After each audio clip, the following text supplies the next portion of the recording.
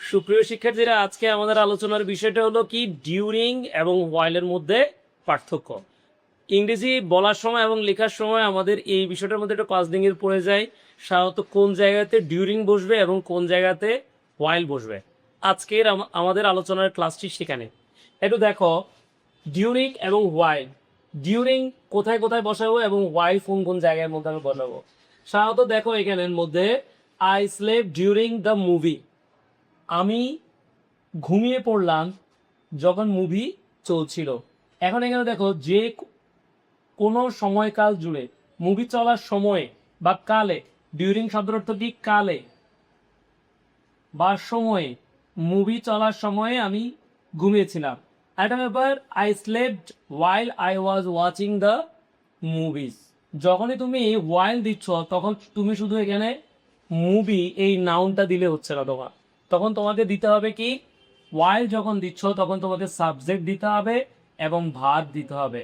কারণ কি, এই ডিউরিংটা হলো একটা প্রেপোজিশন। প্রেপোজিশনের পরে আমরা জানি কি নাউন বা নাউন ফ্রেজ বসে বা কোনো একটা প্রোনাউন বসে।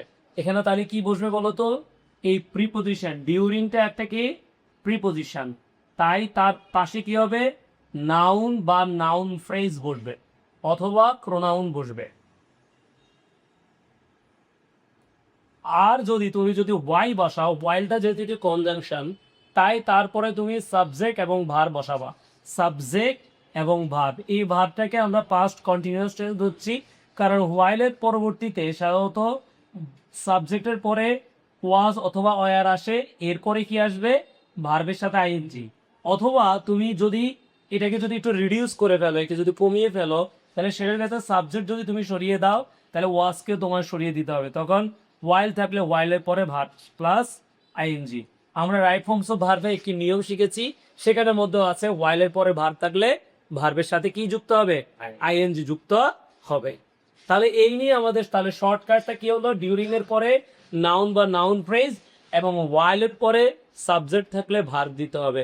সেই সাবজেক্ট সে ভার্বটি হবে অবশ্যই কি, ওয়াজ ওয়ার প্লাস ভার্বের সাথে আইএনজি, অথবা সাবজেক্ট যদি না দাও তাহলে শুধু ভার্বের সাথে আইএনজি। তাহলে আমি মুভি দেখার সময় ঘুমিয়েছিলাম, যখন আমি মুভি দেখছিলাম তখন আমি ঘুমিয়েছিলাম, আই স্লেপ্ট। তাহলে দুটি কাজ যখন একসাথে চলবে, যেই কাজটি বাধা দেয় সেটা হবে পাস্ট ইনডিফিনিট, আর যেটি চলতে ছিল সেটা হবে কি পাস্ট কন্টিনিউয়াস টেন্স।